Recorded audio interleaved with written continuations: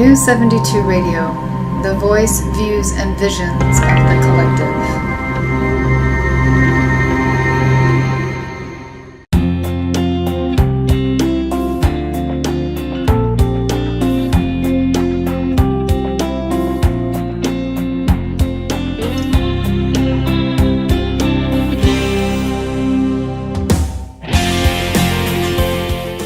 Hi everyone, my name is Mary Burger and I am the owner of a company called ComputerDiva. Thank you so much for tuning into this episode of Diva Talk. I'm actually pre-recording the show. It's a Monday evening and it will be posted on YouTube this Thursday evening at 7 p.m., which happens to be Thanksgiving, hence the pre-recording. My business has two different business models. The first is break fix, meaning your computer breaks and I fix it. And it's been a fabulous computer model for me for the past 8.5 years since I started my business. And it served my customers well. I have recently created a second business model, which is called a managed services platform, which I call Diva Care.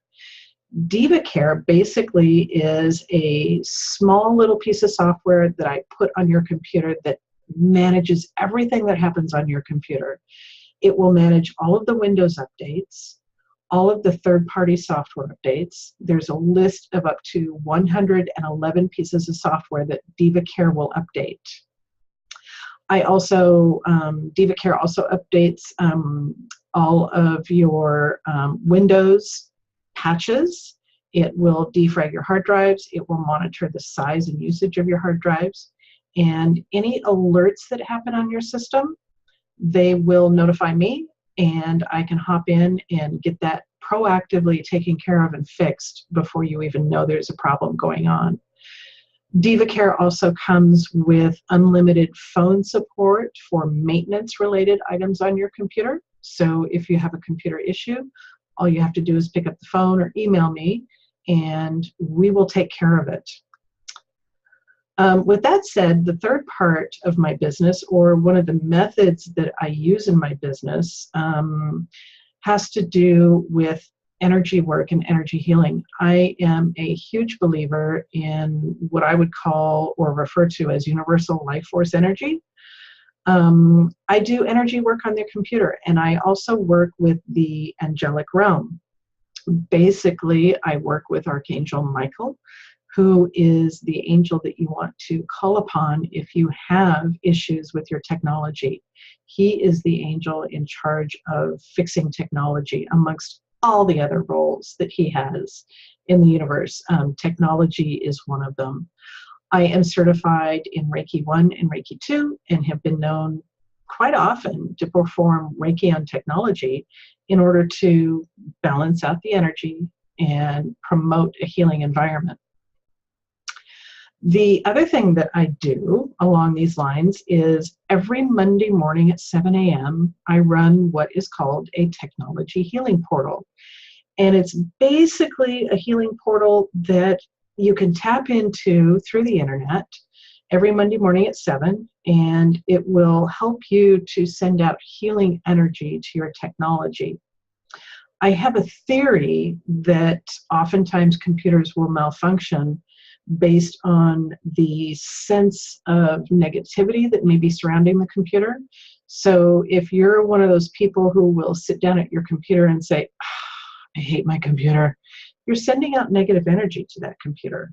And like I said earlier, everything is energy. So when you send out that negative energy, your computer will pick up on it and it will start to malfunction. And if it gets enough of that negative energy over time, you're going to be one of those people who has more and more and more issues with your technology. Maybe you will have more virus issues than normal, maybe hardware malfunctions, software malfunctions.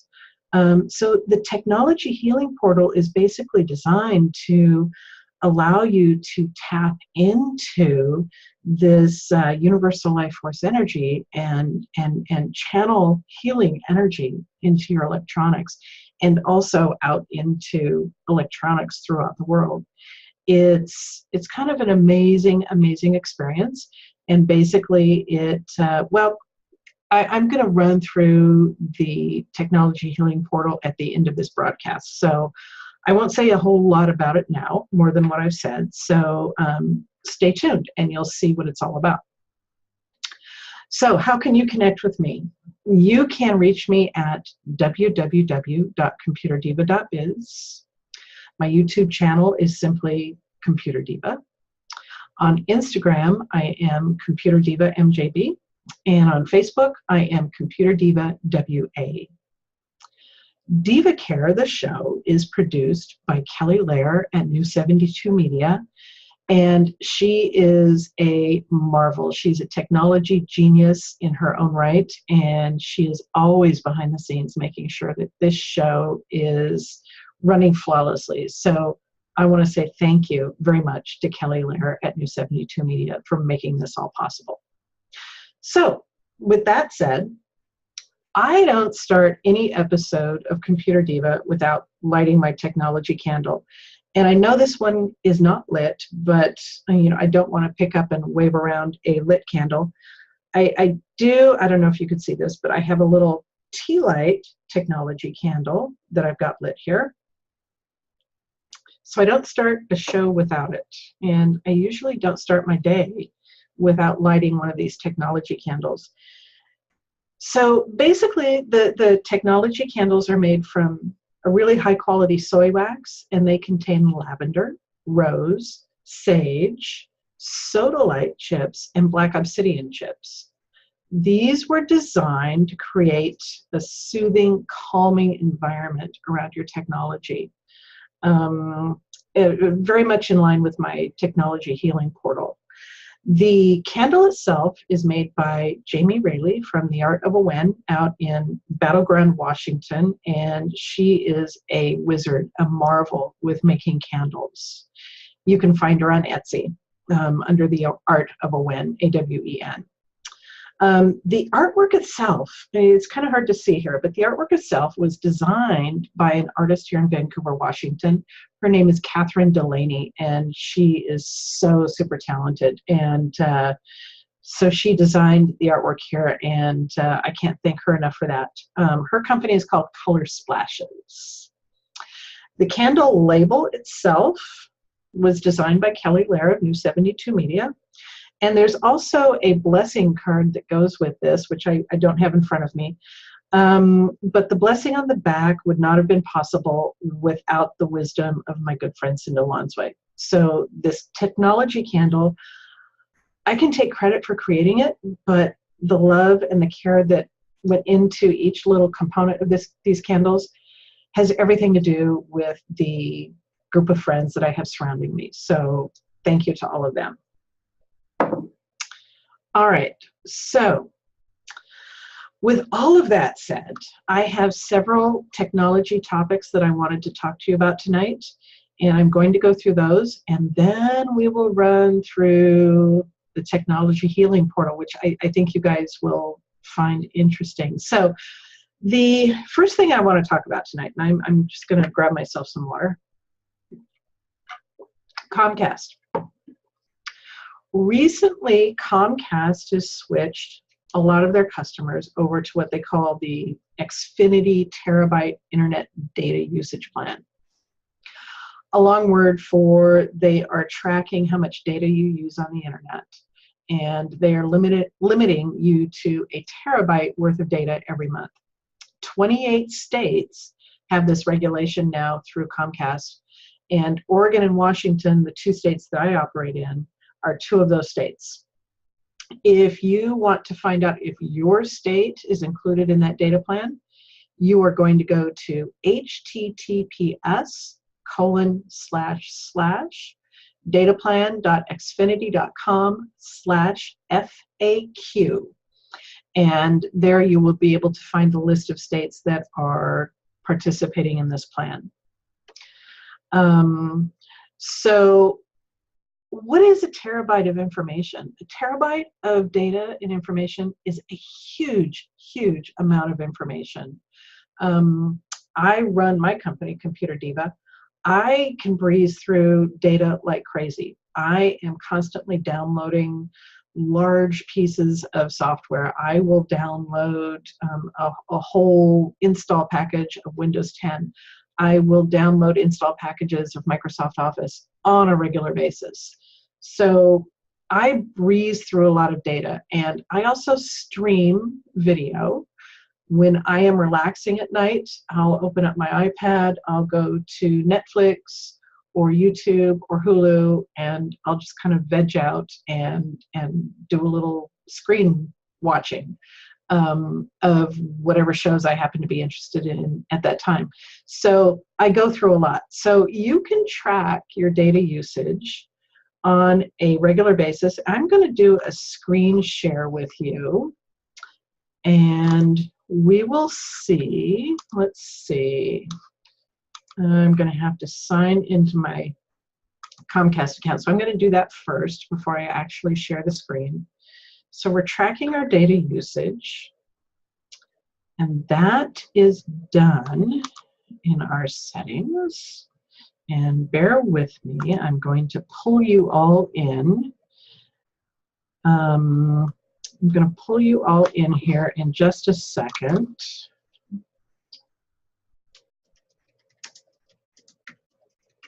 And I'm just going to hop over to this website. I'm sorry, I had all of this all lined out, but it logged me out. So now I'm logging back in. Bear with me. Sign into my account. Blah blah blah blah blah. So it takes a lot to fill up your data plan, and so 99% of the population is not going to burn through that terabyte every month. So here we go. Okay, so I am going to go here, and I am going to share this screen with you. Screen share. And I am going to go here. So I'm hoping you guys can see this usage meter. So this is my account. Out of a terabyte, which here is 1,024 gigabytes, is my monthly plan, I have 675 gigabytes free. So don't get this backwards like I did when I first took a look at the screen. If we go down here, it shows that I have used 349 gigabytes out of my terabyte through 3/4 of the month. I mean, we're 3 weeks into the month already. So, so I'm looking really, really good. My internet plan is the Blast Pro. My download speed is 105 megabits per second. I actually probably get, I can, kind of get anywhere between 100 megabits per second, and I've even seen my line run at 135 megabits per second. So it can actually go a little bit higher than this. But I have an incredibly fast internet line, which is exactly what I need. You can also, if you find that you are getting up to the threshold of this limit, you can also go to the unlimited plan for $50 more a month. So that is how you track your usage. Now, the other thing that you might want to take a look at is, okay, so let me explain this to you. So now that Xfinity has given you a limit of a terabyte per month, what you all need to know is that if you have an Xfinity account and you rent an Xfinity modem from them on a monthly basis, they automatically give you a hotspot. And that hotspot is so that you can hop on the internet with your various devices and get on without having to connect to your Wi-Fi. It seems a little convoluted, but I think the whole premise behind the hotspot is Xfinity wanted to create this huge Wi-Fi hotspot all across the country, so that if you have an Xfinity account, anywhere you see an Xfinity hotspot in your Wi-Fi list, when you go to connect to a Wi-Fi, all you have to do is connect to that, put in your Xfinity login and password, and you can get on the internet. So it means my neighbors, if they have an Xfinity account, or maybe my guests who come in and have an Xfinity account, or somebody pulls up in front of my house and sits in their car and logs into my Xfinity hotspot, they can log in with their credentials, and now they're using my data plan to get on the internet. So first of all, Xfinity gave you this hotspot so that you can share your internet line with anybody around you if they have the proper login credentials. Now they're limiting you to a terabyte a month. So what you need to know is that you need to turn off that hotspot. And the only way you can do that is to go into your account. And I'm going to take you there. I'm going to click on my account over here.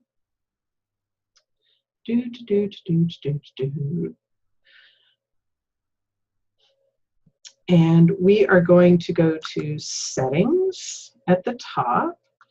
And we are going to go to internet. And we are going to manage the home hotspot. Once you click on manage home hotspot,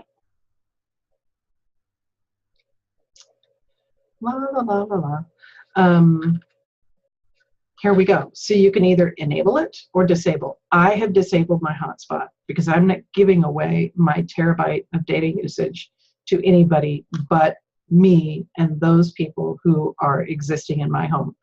So that's how you do that. So I'm going to stop sharing this screen. I'm going to minimize all this over here, get back to my notes. So that's the deal with Comcast and their hotspots and their terabyte data usage plan. So with all of that said, the next topic I want to get into is Office Depot.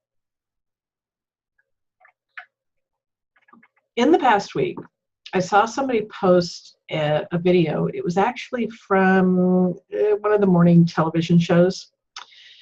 And it had to do with Office Depot and are they diagnosing non-existent computer problems. So I have an Office Depot that I go to quite often to buy either paper. I buy a lot, well, I don't have any in front of me, a lot of the little thumb drives. I buy pens there.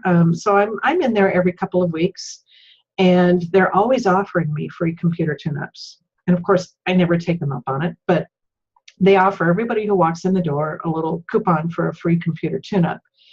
So it turns out that there was this, I don't know, this news story, this news expose, a research project that was done here, starting in Seattle, Washington, and it started out by an Office Depot employee actually going to the news media and talking to them about the fact that Office Depot is offering these free computer tune-ups, and they will bring computers into their workbench, and even brand new computers right out of the box, they're diagnosing with all sorts of malware problems and charging the customer a lot of money to fix it. So I have the video for you, and I'm just going to pop it up here. Let's see. Here it is. And I'm going to share the screen. Let's see, where's my screen share? And I'm going to go here. And we are going to share the screen. Office Depot is under fire this morning for services that a former employee believes take advantage of unsuspecting customers. An undercover investigation by CBS affiliate Cairo appeared to capture the company's technicians diagnosing computers with problems that don't even exist. Hate when that happens. Reporter Jesse Jones broke this story, and he's in the Cairo newsroom in Seattle. Jesse, good morning. Good morning, Gail. Office Depot says it helps about 6,000 customers each and every week using the Office Depot PC Health Check. The company says that it does not condone any of the alleged conduct we uncovered, but our hidden camera showed how employees used the service to sell expensive repairs that basically weren't there. Performance and security is poor.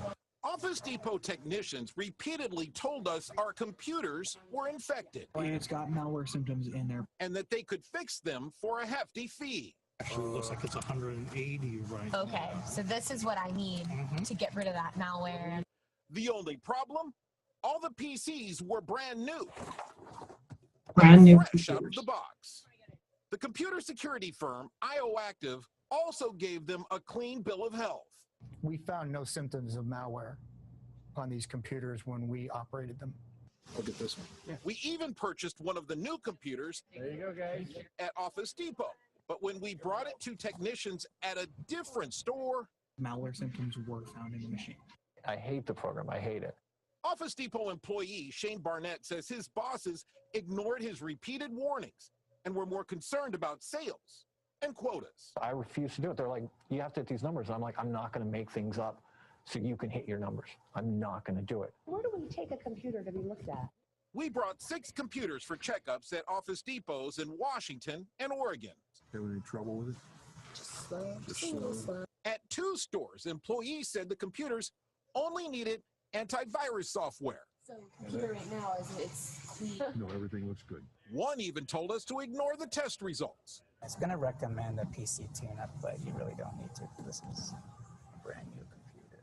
But at other stores, technicians said they detected serious issues. Identify potential malware-related symptoms. Usually, it's something as benign as a toolbar hiding away in, say, Internet Explorer, because it was installed with an update of some sort.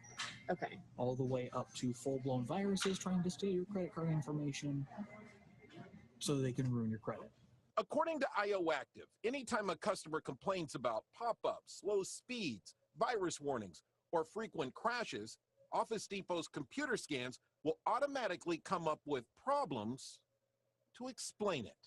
If they actually did what they said they did and actually cared about their customers, they would have never started this program, because this is completely taking advantage of people that are unaware, that they're being taken advantage of. Shane Barnett says he has lost hours since he has complained about this for 2 years. 2 years. Now, Office Depot declined an on-camera interview, but says we fully intend to review the assertions and take appropriate action. Nora? All right, Wow. Jesse, thank you. That's eye-opening. Yeah, why did you even look? So I'm going to stop the sharing here.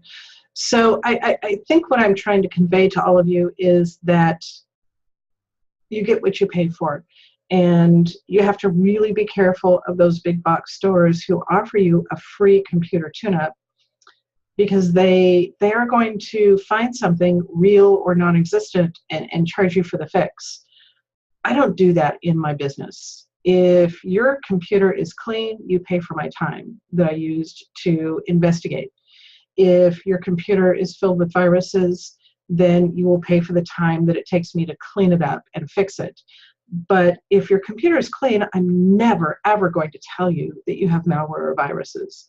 So my customers come to me because they trust me, and all of my business comes from referrals.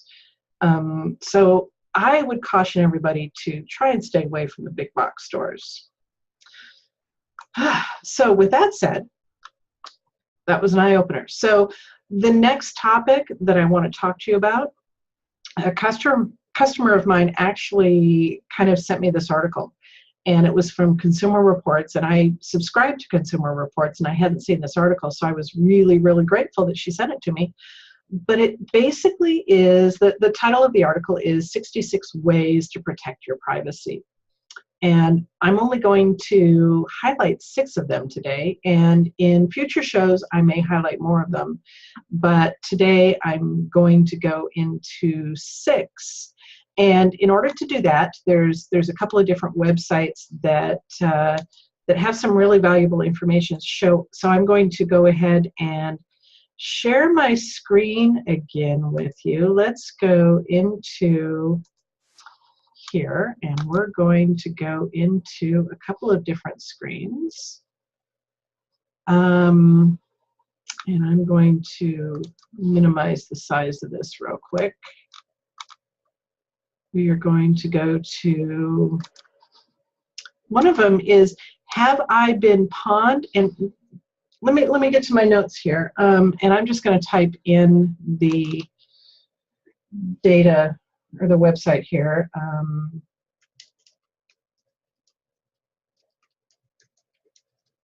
So haveibeenpwned.com. So basically, this particular website will tell you if your email address has been affected by a data breach of one of the large companies. So if we take a look at the bottom of this website here, it talks about the top 10 breaches that have ever occurred from internet websites. MySpace accounts, 359.5 million email addresses have been compromised, and some sort of data has been compromised from that. NetEase, LinkedIn, Adobe, Badoo, VK, and so forth. Some of these websites don't really mean anything to me. Maybe that's because of my age. I don't know. Maybe these are for younger people. But Dropbox, LinkedIn, Adobe, Tumblr accounts, all of those are very familiar to me. So what you do is you put in your email address. So I'm going to put in mine. We're going to see what pops up. Mary at ComputerDiva.biz. Oh no! So breaches my email address have been involved in. Dropbox, of course, had a huge breach in mid-2012. And Tumblr in 2013 had a data breach. So luckily, those were the only two that my email address was affected by. And so basically what you want to do here is you just want to keep an eye on whether or not your email address and personal data has been compromised by a data breach. And if you find that there are any websites here that you've been involved with that have been breached, all you have to do is go to those websites, change your passwords immediately, and if there's any security information in there, any security questions and answers, go ahead and change those as well. Then, of course, let me pull up my device here. One of the biggest things you can do is put a lock on your device so that when you first power up your device or press the on button, you're presented with a lock where you have to type in a key or maybe do a certain pattern of swipes. You always want to make sure your device is locked. So that's item number 2. Snail mail. There's a lot of snail mail, paper mail that you get into your house. You basically want to shred everything that has sensitive information on it after you've read it and done whatever it is you need to do to it. Anything with a social security number, your birth date, credit card number, any sort of account number, and anything with medical or insurance information. And to be safe, I shred everything that comes into my house. I have this right here, this super heavy duty paper shredder that all my mail comes up here. I go through it, I process it, and then it goes in the shredder. If I need to save it, I scan it first, and then I shred it. So that's number 3. Stop the flow of credit card offers. Everybody gets it. You get mail in the mailbox that says, oh, I can give you this Visa, I can give you this American Express, Discover, MasterCard, what have you. All you have to do is fill out this paperwork and send it back in. Well, if your mail gets intercepted by somebody goes and steals it from your mailbox, they can fill out those forms and give the company their address, and now they're applying for credit in your name, but now it's going to your address.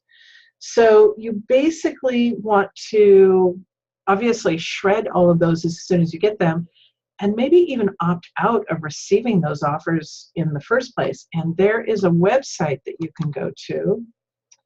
I'm going to type it in here. Let's see, optoutprescreen.com. Let's see where this takes us. Hopefully I typed it in correctly. Yes.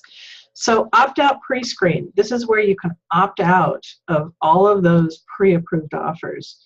So you go to this website, click here to opt in or opt out, and here you have your 3 choices. I'm going to opt in, electronic opt-out for 5 years, or you can do a permanent opt-out by mail.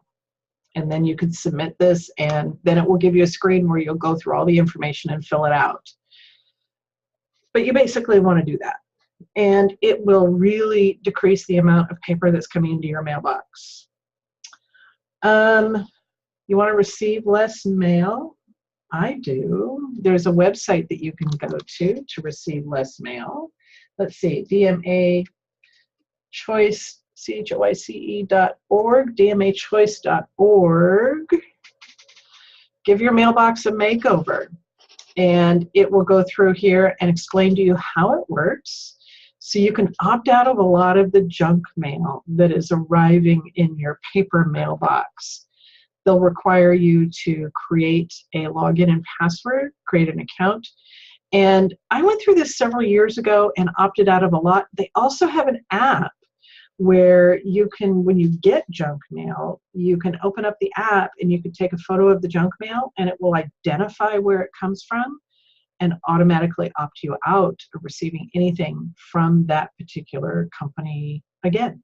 So it's really cool, dmachoice.org. Let's see, change the default credentials on your devices. And two of the devices you really want to do this with is, let's see, I'm going to go up here and I'm going to close these web pages. And two devices are your modem, your Comcast, CenturyLink, Time Warner, what have you, modem. You want to opt out of, actually you want to change the default password. I was thinking of the DMA choice, opt out. But the default password. So you need to know what the IP address is for your modem. And, or a lot of times when you install the modem, they put a link on your desktop to get you into that modem. Mine is actually, do that one. Let's see if this is correct. There's two or three more common ones. 192.168.1.1 will be a standard IP address for your modem. The other one might be 10.0.10.1 or 10.0.0.1. I have changed mine from the default to 192.168.50.1, but that's only because I'm in technology and I know how to do that. So I'm going to sign into my modem. This is my Xfinity modem. And when these modems are installed, especially with Xfinity, they come with a default login and password to get into the guts and the programming of your modem. If anybody pulls up to the front of your house, sits in front of your street, and they know how to log into your modem, they can log into it with the default user ID and password, which is admin, and the password is password. You want to change all those. So you log into your modem, and you can see, here I'm going to click on the change password, and I'm going to type in my current password, and then I can type in a new password. You want to do that with any modem that you set up. Now, the nice thing about CenturyLink is that they assign a default user ID and password to every single modem that they put out in the field, and they're all different. So it's not a standardized login and password. So that's how you do that. The other thing you want to do is change your default passwords if you have a baby monitor, and it's going to be done in a very similar fashion. The install software for the baby monitors will walk you through that. So with that said, to stop sharing this screen, I'm going to close my browser, and we are actually going to go into the last part of the show. But before I do that, it is the Thanksgiving season, and I want to take a moment to express my gratitude to three awesome women, and they are the women who own News72Media.com. News72 Media produces this particular radio show and is owned by a team of three women who are attempting and truly succeeding at doing business differently. Kelly Lair, Cinda Lonsway, and Mary Holden have given me the space over the past year and a half to be very creative with this particular internet radio show, as well as my previous one called Waking the Spirit. And I am so grateful for their support, their generosity. And I just wanted to publicly say that, since this is Thanksgiving, and say thank you to all of them for everything that you have enabled me to do with your new 72 platform. So I really appreciate that. So with all of that said, I want to end the show with a run through of my technology healing portal. If you are interested in participating in the portal, it's every Monday morning at 7 a.m. Pacific, and it requires you to install software from zoom.us. So go to zoom.us, click on Join a Meeting, and you'll be prompted to download the Zoom app, whether it's the computer app. If you're joining by computer, you can join by iPad, iPhone, Android device. All of those have a Zoom app. So once you get that installed and you go to the Zoom app, you'll put in a meeting code. And my meeting code, I don't have it here. I was supposed to have that all ready for you. Anyway, I will post that in the notes of this show. So you'll put in the meeting code, and it's going to be the same meeting code every week. And you'll type in your email address and your name, and then you'll just kind of sit back and enjoy the technology healing portal. So with that said, let me go down here, and I'm going to share the screen. I'm going to start the portal, and we're going to run through the whole thing. It's a half hour, and you'll see what it's all about. Let's see, share screen.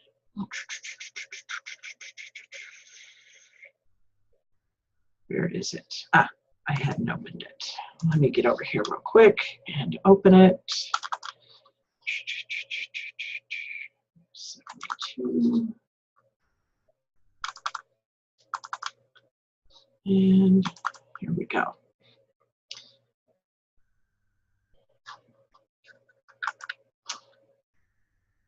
And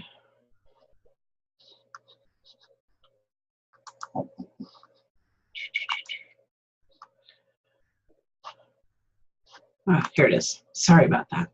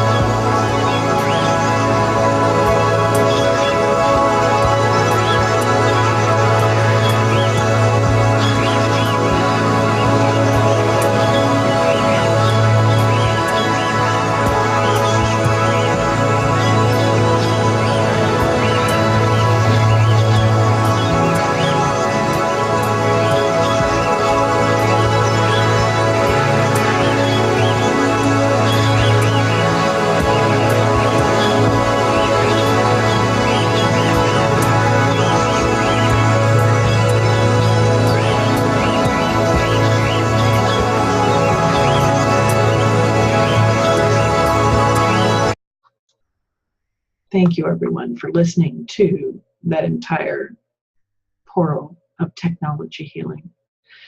Thank you for listening to this episode of Diva Talk. I will be back again 2 weeks from tonight with a brand new episode, 7 p.m. Pacific. You all have a wonderful, wonderful evening. Good night.